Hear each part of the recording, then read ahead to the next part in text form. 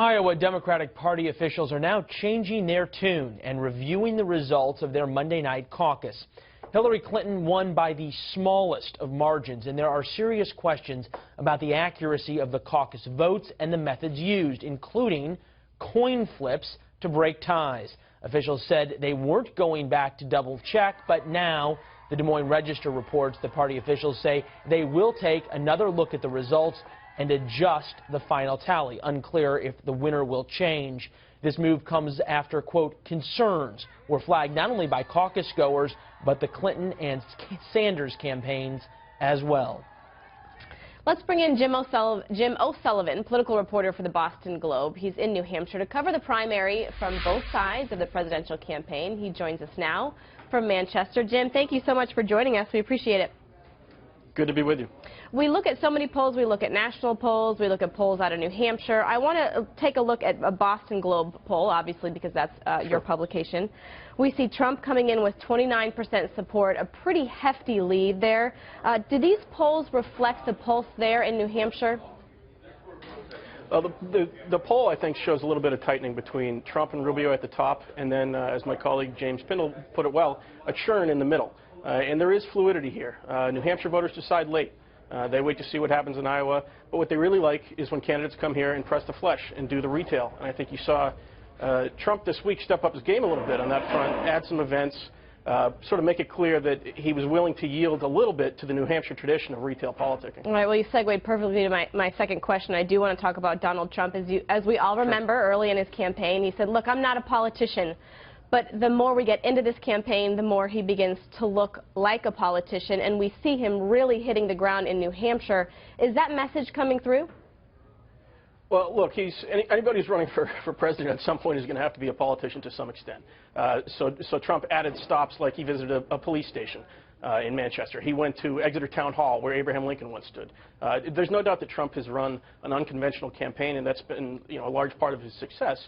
But at some point, you do need to come and talk to the voters. He even opened it up the other day in Exeter to questions from the crowd, which has been a little bit different from sort of the long, rambling speeches that he's given in the big arenas in the past. So, yeah, Trump is changing his tune a little bit in the final few days here. Well, we talk about momentum coming out of Iowa. We have, obviously, a huge debate tonight where we'll get an opportunity to hear from these candidates before people in New Hampshire vote on Tuesday. How important is it that they gain momentum this weekend into the beginning of the week? Well, if you ask them, it's huge. You can sort of count on a couple days of momentum one way or the other coming out of Iowa. Some of them did well, some of them not so well.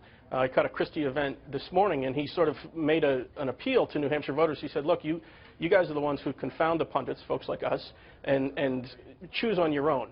So what they're trying to do is build up enough momentum to come into Tuesday to sort of activate that ground game, and they all have different strengths on the ground, different sort of organizations. But you need to show momentum heading into Tuesday, and then coming out of the primary on Tuesday, heading out to these other states. Everybody's been focused on Iowa and New Hampshire, but the primary here, the nation's first in the nation primary, is going to dictate a lot of what happens the second half of next week. I do want to get to the Democratic side, but I want to make time for one more question, and it has to do with Jeb Bush. Sure. We see, obviously, Barbara Bush. We're seeing more family members and ad out with his brother. What do you think the landscape looks like him? He's still not in the top 3 in a lot of these polls. So if he doesn't do well in New Hampshire, what do you foresee for his campaign? Right. The question for Jeb is where he lands on Tuesday and how he can spin that. If he is a close fourth and the 3 above him are Trump, Rubio, and Cruz, he gets to argue, hey, look, I'm the establishment guy. I'm the one with the credentials. I've been a governor. I've run a business. He has a sort of a blend of credentials that the others don't have. And if he can appeal to that establishment managerial class, there's still a big chunk of Republican voters out there who want someone like that. Okay, and I do want to, like I said, leave time for one question on the Democratic side. Obviously, we see there's a huge burst of momentum for Bernie Sanders. My question for you is, if he does come out on top in New Hampshire, is that where he peaks, or do we see that momentum carry on to South Carolina and other states? Right, that's the big question for Sanders is, New Hampshire, next to his home state of Vermont. He's well known here. Can he continue to drive? And is there the appetite? Is there the idea out there that you want someone from outside the establishment who is talking about income inequality and has been talking about it for longer than Hillary Clinton has.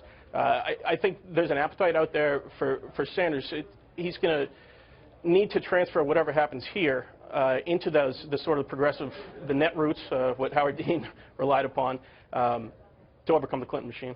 All right, Jim O'Sullivan, thank you so much for joining us. We know you're busy with the Boston Thanks. Globe. Thank you so much.